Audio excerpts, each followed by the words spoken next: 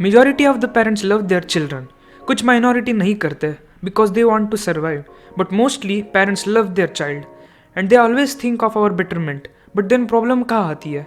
सी, अगर आप बिना नॉलेज के कोई भी काम करने घुसते हो, चाहे आप कितना भी दिल से वो काम करना चाहते हो, आप उसमें वर्स्ट परफॉर्म करते हो. Our parents do not know how to do parenting. They are human beings but they tend to act like they know everything. हमारे पेरेंट्स यूजुअली कभी हमारी नहीं सुनते बिकॉज हमारे कंट्री में ही बड़ों को सुनाने एंड छोटों को सुनने की जॉब दे दी है. We can't speak in front of our parents, जबकि वो आज से 50 साल पुराने ख्याल लेके बोलते हैं. They are as relevant as syllabus in our education system. So the first reason your parents are spoiling you is they never hear and always speak. They never suggest but always order. They never question their beliefs but reject yours. The second reason is they kill your creativity. They will be more happy when you will top in the class than when you feel satisfied after drawing something good or writing something interesting. कुछ माँ बाप तो अपने बच्चों के creative works को देखते ही नहीं. उन्हें ऐसा लगता है लाइफ पैसा है एंड पैसा कमाना ही लाइफ का पर्पज़ है.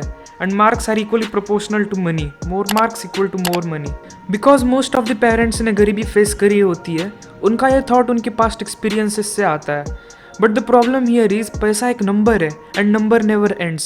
सी, money is important, yes, but happiness is more important. हमारे पेरेंट्स को लगता है happiness comes from big house, car and a good family. Sure it does, but happiness is actually subjective.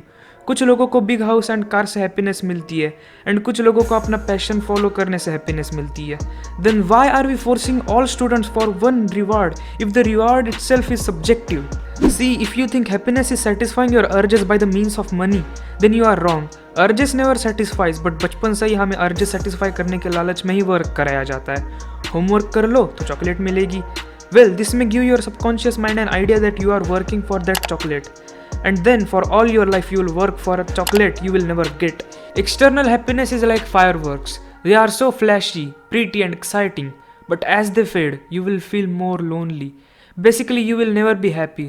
Still हमारे parents हमें पैसे के पीछे भागने पे मजबूर करते हैं. Instead of making us understand what is life, they make us understand how to live life according to their perspective. आज की दुनिया में हमारी पूरी पॉपुलेशन डिप्रेस्ड है बिकॉज एक इनसाइड हॉलो आदमी को तुम कितनी भी एक्सटर्नल बूम दे दो, he will always be depressed. And अगर हम अपने लाइफ का मेन पर्पज एक्सटर्नल चीज़ों के पीछे भागने पे लगा देंगे, देन हम हमेशा डिप्रेस्ड रहेंगे एंड हमारे डिप्रेशन का reason is our parents. Creativity provides internal satisfaction and marks provide external happiness. Both are important, but our parents literally force us to ignore the first and pay all our attention to second. The next reason our parents are spoiling us, and probably the most serious one, is comparison.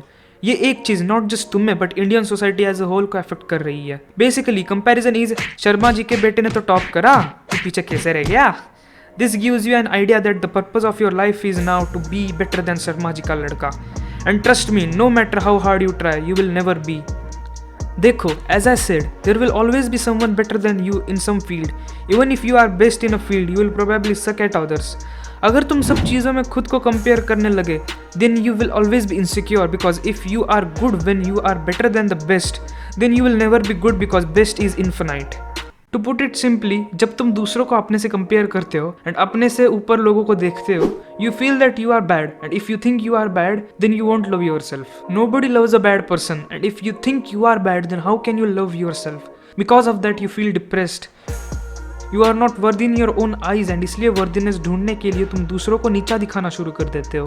अपने mind को convince करने के लिए कि तुम अच्छे हो, तुम बहाने ढूंढने लग जाते हो. लाइक आई एम बेटर क्योंकि मैं हिंदू हूँ, आई एम बेटर क्योंकि मैं मुस्लिम हूँ, आई एम बेटर क्योंकि मैं इंडियन हूँ, आई एम बेटर क्योंकि मैं ब्राह्मण हूँ या शिया हूँ एक्सेट्रा. परंतु तुम तो केवल एक आत्मा हो पार्थ, और आत्मा का कोई रिलीजन नहीं होता. इसी insecurity and lack of self love की वजह से आज ह्यूमंस में काफी हेट फैल गई है और सब लोग रेसिस्ट बन चुके हैं. ऑल्सो अगर आप एक बार को हाइपोथेटिकली बेस्ड बन भी गए तो आप में घमंड आ जाएगा. आपको लगेगा सब आपसे नीचे है एंड आप नार्सिसिस्ट बन जाओगे एंड और अकेले हो जाओगे एंड और depressed. The habit of comparing ourselves at every step of our life is one of the main reason of pain and sadness. Find uniqueness in you and love that. Instead of letting children love their uniqueness, parents love to compare. They fill us with insecurity and worthlessness, where they don't listen us, pretend as if we are dumb, and make us run for validation of the society.